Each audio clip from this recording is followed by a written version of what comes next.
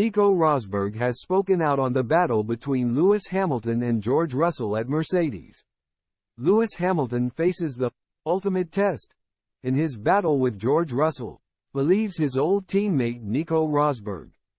After getting the better of Hamilton in their first season together, Russell is right on his teammate's tail in 2023 and finished fourth in Saudi Arabia with Mercedes' best results so far this year.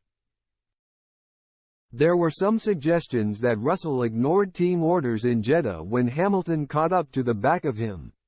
But the younger Briton did not reject a request to let the seven-time world champion through and eventually finished comfortably ahead in P4. It means just 2 points separate the two drivers in the championship standings. Russell ended 35 points ahead of his veteran teammate last year when Hamilton failed to win a race for the first time in his career while his compatriot won the Brazilian Grand Prix. And Rosberg, who famously shared 4 seasons with Hamilton at Mercedes and beat him to the 2016 world title, says the multiple-time champion faces a big challenge to finish above Russell in the standings. The German Sky Sports expert also pointed out a chink in Hamilton's armor that he thinks Russell can exploit. After watching an interview of a downcast Hamilton speaking to Sky Sports, Rosberg said, "That was just the, I got beat by my teammate, face. That's pretty simple." And he added, "George is the ultimate test. He is a future world champion. It is difficult for Lewis to stay in front. We saw it last year. What an awesome season George did. George is continuing on that form once again. It's going to be a big challenge. But let's not forget Lewis is the best of all time, so if there's going to be someone who can beat George, then it will be Lewis." Asked about Hamilton's current mood, with the 38-year-old noticeably more downbeat than his teammate, Rosberg insisted that Russell must take advantage while his teammate is at a low point.